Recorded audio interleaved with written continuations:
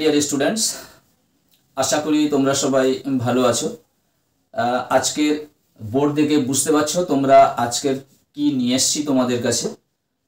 তোমরা যারা উচ্চ মাধ্যমিক পরীক্ষা দেবে 2025, আজকের তোমাদের কাছে কয়েকটি রচনা নিয়ে আলোচনা করব, যে রচনাগুলি তোমাদের 2025-এর জন্য ইম্পর্টেন্ট হতে চলেছে। আশা করি এই রচনাগুলি তোমরা একটু ভালো করে তৈরি করবে এবং তোমাদের অনেকের মধ্যে হয়তো এই রচনাগুলি তোমরা অনেকেই তৈরি করে রেখেছো।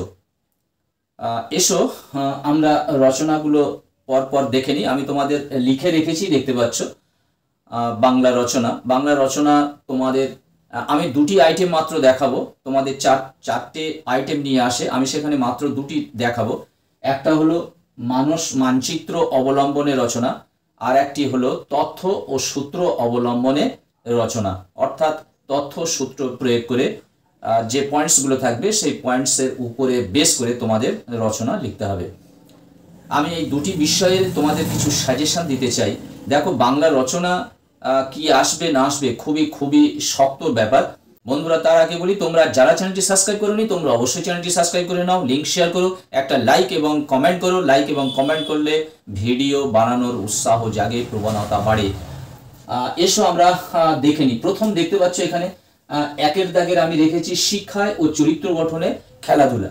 শিক্ষায় ও চরিত্র গঠনে খেলাধুলা এর মানস মানচিত্র অবলম্বনে, অর্থাৎ যে পয়েন্টসগুলো থাকবে সেই পয়েন্টসগুলোর উপরে বেস করে তোমাদের দিতে হবে। তোমরা যদি মনে করো যে তোমাদের বইয়েতে যে রচনাটি থাকবে না, আমি এই সমস্ত কটি আমি শর্টস চ্যানেলে তোমাদেরকে দিয়ে দেবো পুরোপুরি রচনাটাই তুলে দেবো, যে কোনো একটি বই থেকে আমি তুলে দেবো। তোমরা সেখান থেকে কালেক্ট করে তোমরা পড়া তৈরি করতে পারো।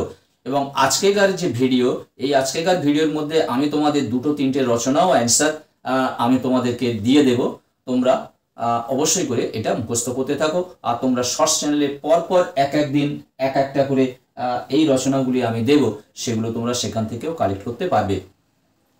তাহলে প্রথমে আমার কাছে ইম্পর্টেন্ট বলে মনে হচ্ছে যেটি, যে শিক্ষায় ও চরিত্র গঠনে খেলাধুলা। দ্বিতীয়টি দেখো বিশ্ব উষ্ণায়ন, দ্বিতীয়টি হচ্ছে বিশ্ব উষ্ণায়ন। 3 নম্বর আছে ভারতের দেশপ্রেমের ঐতিহ্য, এবং 4 নম্বরে আমি রেখেছি সাম্প্রদায়িকতা প্রতিরোধে ছাত্র সমাজের ভূমিকা। এই 4টি পরপর খুব ইম্পর্টেন্ট রেখেছি। এবার আমি তোমাদেরকে শুনিয়ে দিচ্ছি যে বিগত যে কয়েক বছর কি রচনা তোমাদের এসেছিল, আমি সেগুলো তোমাদের দেখাচ্ছি। দেখো, 2024 সালের প্রশ্ন আমার কাছে রয়েছে, এটি 2024 সালের প্রশ্ন। এই 2024 সালে তোমাদের পড়েছিল মানব জীবনে পরিবেশের প্রভাব, অর্থাৎ বুঝতে পারছো পরিবেশ দূষণ নিয়ে যে এবছর ইম্পর্টেন্ট ছিল, সেই পরিবেশ দূষণ আসবে না। মানব জীবনে পরিবেশের প্রভাব, এটি তোমাদের 2024 সালে পড়ে গেছে, 2024 সালে। তারপরে দেখো 2023 সালে তোমাদের পড়েছে বাংলার উৎসব। 2023 সালে তোমাদের পড়ে গেছিল বাংলার উৎসব, আর এই বাংলার উৎসবটি আবার 2018 সালে তোমাদের পড়ে গেছিল।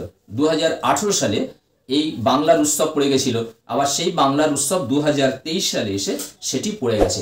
এবার তোমাদের 2022 সাল, তোমাদের 2022 সালে পড়েছিল, তখন কোভিডের সময় ছিল, কোভিডের সময় ছিল 21। কোভিড-19-এর বিশ্বব্যাপী আক্রমণ, কোভিড-19-এর বিশ্বব্যাপী আক্রমণ, এই রচনাটি মানস মানচিত্র অবলম্বনের রচনাটি তোমাদের পড়ে গেছিল। এইবারে 21 সালে তো পরীক্ষা হয়নি, এবার তোমাদের 20 সাল, তোমাদের 20 সালে কি এসেছিল? তোমাদের 20 সালে এসেছিল পরিবেশ বিপর্যয়। দেখতে পাচ্ছ 20 সালেও তোমাদের এসেছিল পরিবেশ বিপর্যয়। এর উপরে ফের রচনা 20 সালে এসেছিল, যেটি তোমাদের 24 সালে এসেছে। 19 সালে তোমাদের এসেছিল বিশ্ব উষ্ণায়ন। সেই 19 সালে যে বিশ্ব উষ্ণায়ন আসা, সেটি আমি তোমাদের এখানে 25-এ দিয়েছি, আসতে পারে, ইম্পর্টেন্ট আছে। এই বিগত বছরের মানস মানচিত্র, যে 5 বছর আমি বললাম, 20, 22, 23, 24 এবং 19, তাই তো 19। তো দেখতে পাচ্ছ সাম্প্রদায়িকতা আসেনি, শিক্ষায় চরিত্র গঠনে খেলাধুলা, আর এর নিচে দেখতে পাচ্ছ বেশ কিছু আমি দিয়েছি, এই 5টা দিয়েছি, এই কটা তোমরা তৈরি করে পড়ে রাখবে। বিজ্ঞানের জয়যাত্রা ও ভারত, অর্থাৎ ভারত বিজ্ঞানকে কতটা স্বাবলম্বী করতে পেরেছে তার উপরে। ভ্রমণের মূল্য, এটিও ভালো, ভ্রমণের মূল্য। র্যাগিং ও ছাত্র সমাজ, বিজ্ঞান আশীর্বাদ না অভিশাপ, আর ছাত্র জীবনে হবে এটা ছাত্র জীবনের সৌজন্য ও শিষ্টাচার। ছাত্র জীবনের সৌজন্য ও শিষ্টাচার। আমি এই 9টি তোমাদের কাছে রাখলাম, তার মধ্যে থেকে দেখতে পাচ্ছ 1, 2, 3, 4 এবং 5, এই 5টি আমার কাছে খুব ইম্পর্টেন্ট বলে মনে হচ্ছে। এই 5টি করলে অবশ্যই হয়তো একটা তোমরা পেয়ে যেতে পারো। এই ছিল তোমাদের আজকের মানস মানচিত্র অবলম্বনে রচনা। এবারে চলে এসো তথ্য ও সূত্র অবলম্বনে যে রচনা তোমাদের লিখতে বলে। যে কোনো বেশিরভাগ একটা মনীষীর কে নিয়ে অবলম্বন করে এই রচনাটি দেওয়া হয়, মনীষী অবলম্বন করে এই রচনাটি দেওয়া হয়। সেই কয়েকটি রচনা আমি তোমাদের দেখাচ্ছি এবং বিগত বছরে যা পড়েছিল সেগুলো আমি তোমাদের কাছে বলে দিচ্ছি। 2023 সালে পড়েছিল সুভাষচন্দ্র বসু, সেটা আমি তোমাদেরকে লিখে দেখাচ্ছি।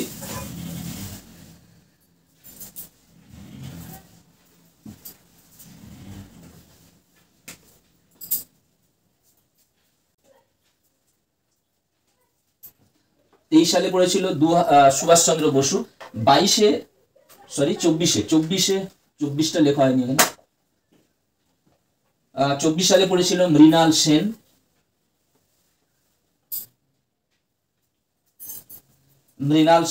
22 সালে পড়েছিল সৈয়দ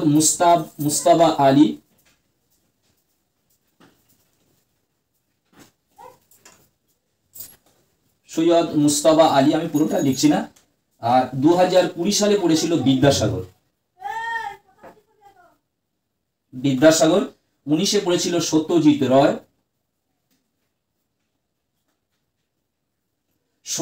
রায়। 18 সালে পড়েছিল নারায়ণ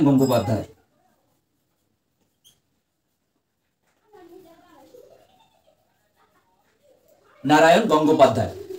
এই বিগত বছরে এই তথ্য সূত্র অবলম্বনে এই রচনাগুলি পড়ে গেছে, তাই আমি এবছর তোমাদের জন্য ঠিক করেছি, আমি 4টে সিলেক্ট করেছি। এই 4টে তথ্য সূত্র অবলম্বনের রচনা তোমরা ভালো করে তৈরি করবে। তার মধ্যে প্রথম 2টো অবশ্যই ভালো করে তৈরি করবে, তোমাদের আসার সম্ভাবনা আছে। আর সেটি আমি লিখে দেখাচ্ছি। দেখো, এটা আমি এখন মুছে দিচ্ছি।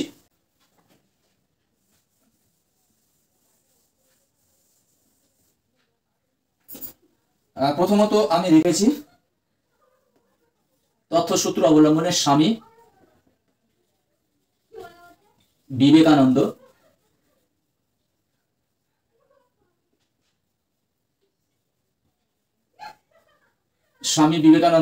তারপরে দেখতে পাচ্ছ 2 দাগে জীবনানন্দ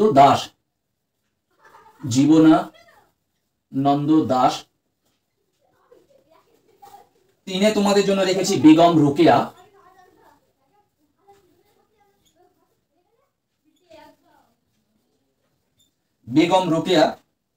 এবং 4-এ রেখেছি রবীন্দ্রনাথ ঠাকুর।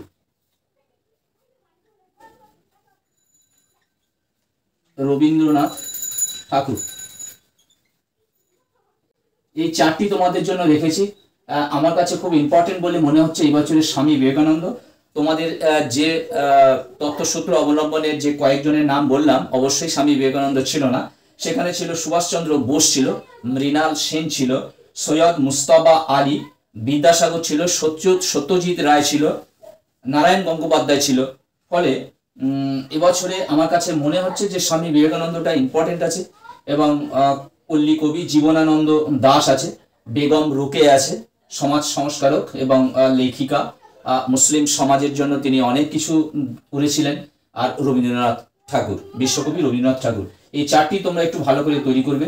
আর আগের যে কটি রচনাগুলো বললাম, এই রচনাগুলো মানস মানচিত্র অবলম্বনে যে রচনা, এগুলো তোমরা অবশ্যই করবে। বন্ধুরা, আজকের মতো ভিডিওটি শেষ করলাম। তোমরা যারা সাবস্ক্রাইব করোনি, এখনো সাবস্ক্রাইব করোনি ভাবছো, তোমরা অবশ্যই চ্যানেলটি সাবস্ক্রাইব করে নাও। বন্ধুদেরকে লিঙ্ক বেশি বেশি করে শেয়ার করো। এই রচনাগুলি নিয়ে আমি আরো একটি ভিডিও করব, এর অ্যান্সারগুলো নিয়ে আমি আরো একটি ভিডিও করব। সেই ভিডিও নেক্সট ভিডিও আসতে চলে। লাস্ট মিনিট সাজেশন আগামীকাল থেকে শুরু হচ্ছে। অবশ্যই প্রথম যাবে তোমাদের গদ্যাংশ এবং পদ্যাংশের এমসিকিউ, তারপরে যে কটি বাকি থাকে তার এমসিকিউ, এসএকিউ এবং ডিএকিউ অর্থাৎ বড় প্রশ্ন, 5 নম্বর মানের প্রশ্ন পরপর চলতে থাকবে। আজকের মতো ভিডিওটি শেষ করলাম। তোমরা সবাই ভালো থাকবে, সুস্থ থাকবে। তোমাদের জন্য রইল শুভকামনা। All the best. আবার কথা হবে নেক্সট ভিডিওতে।